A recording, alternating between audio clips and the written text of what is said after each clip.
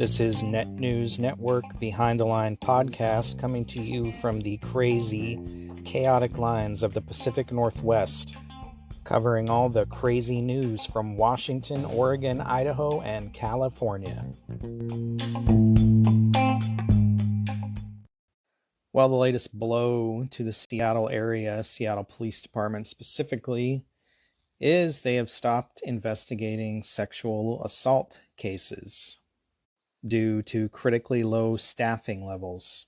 Seattle Mayor Bruce Harrell, in a recent press conference, said the Seattle Police Department's critically low staffing in its sexual assault unit was unacceptable following an internal memo published by the Seattle Times and KUOW, showing that it had stopped investigating most new sexual assault cases involving adults this year. Advocates and personnel within the department had raised concerns about these issues for months. In the wake of the story, advocates said they felt gaslit by public officials' responses when they assured them they stood with survivors of sexual assault.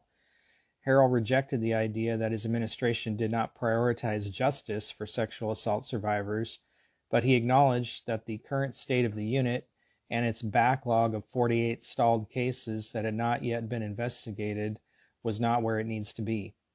I'm not happy with where the city is, but we will indeed make sure that we are providing optimal service both for investigation and victim survivor support here this year, Harrell said. Harrell suggested bringing back retired detectives to investigate sex offenses, but said he was limited by labor agreements. He also committed to a sit-down with advocates in response to these concerns in coming weeks. Ultimately, Harrell said he needed to increase staffing across the department. Advocates have questioned whether the root cause was staffing or the department and city leaders' priorities. Riddhi Makapabide, say that 3 times fast, executive director of Seattle nonprofit Sexual Violence Law Center, said advocates were excited to see the memo because it confirms what we've all been seeing. Now we are being gaslit,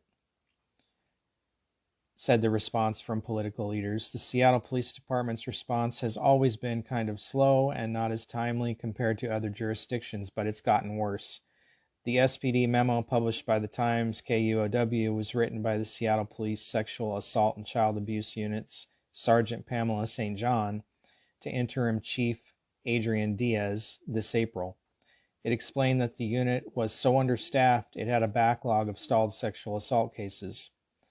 Where the Sexual Assault and Child Abuse Unit had once been staffed with 10 to 12 detectives, just 4 detectives remained in the unit earlier this year. The unit has since added an additional detective and plans to add another this month, but the understaffing continues to result in fewer referrals to prosecutors and can harm cases, prosecutors and advocates said. Other city leaders declined interview requests about their roles in addressing the sexual assault unit's current crisis.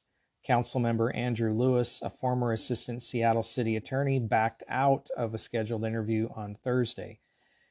Councilmembers Teresa Mosqueda and Sarah Nelson did not agree to interview requests. Councilmember Tammy Morales sent an emailed statement about the memo.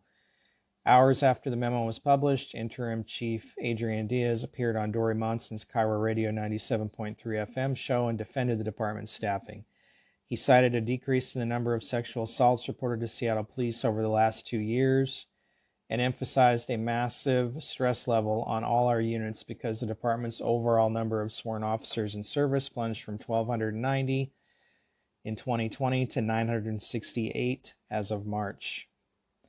Just as a side note, in the memo that the sergeant sent to the chief, she stated that sexual assault reports for children were back to pre-COVID levels, which was expected because kids were back in school and out in the public eye more. So Diaz's statement about the number of sexual assault reports going down, they went down during the COVID period, but they are back to previous levels at this time, so that is inaccurate. We are trying to work through every case that comes to us, but some cases take a little bit longer for us to get to, said Diaz.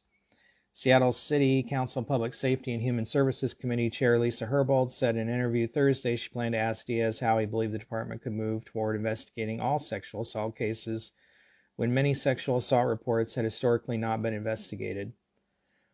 Well, you need more detectives. That's how, Ms. Herbold. It's pretty simple. Herbold said she agreed with Diaz's explanation that department-wide understaffing was the root of the problems plaguing the sexual assault unit. She also defended the council's discussion of reducing police funding in the wake of the 2020 protests, saying that police departments across the country have now experienced similar labor shortages during the pandemic. Yes, the Seattle City Council is directly responsible for the staffing shortages at Seattle Police Department, and they did cut funding to the police department, and this is what happens when you cut funding.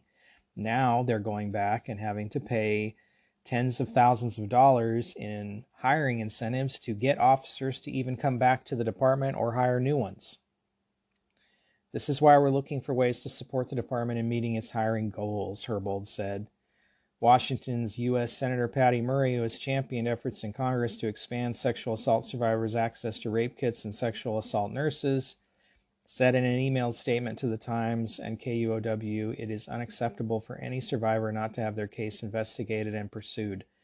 No one should ever have to bring their story to the police only to discover that their assault will go uninvestigated and unheard by law enforcement.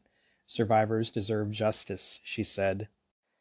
Assistant Chief Deanna Nolette said in an interview last week that staffing shortages have been felt throughout the police department, but data provided to the Seattle City Council shows that among an overall staff decline, the proportion of officers in some units, including patrol and management, increased as the portion in investigative units decreased.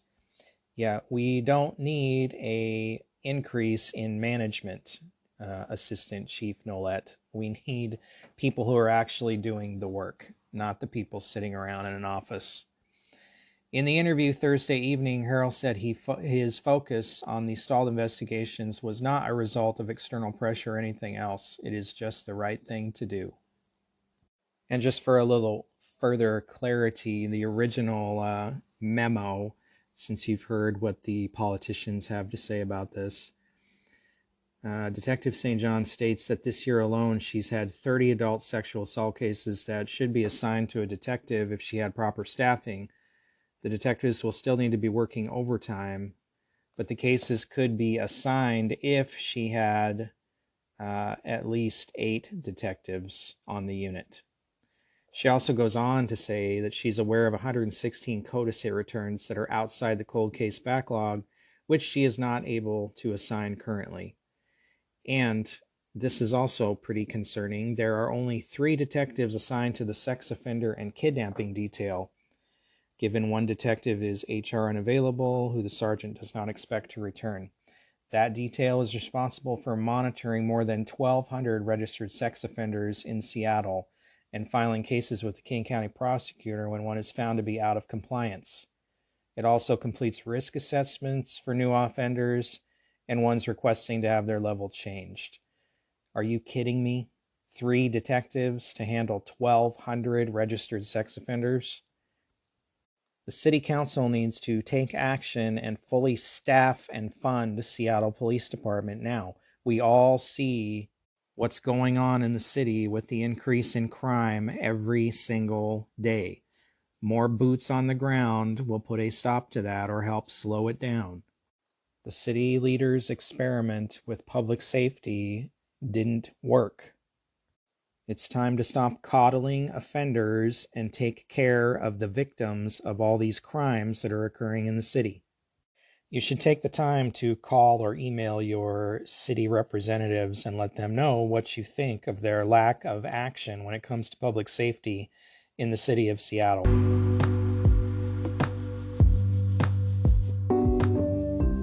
For listening to the Behind the Line podcast. For more, visit behindthelinepodcast.com.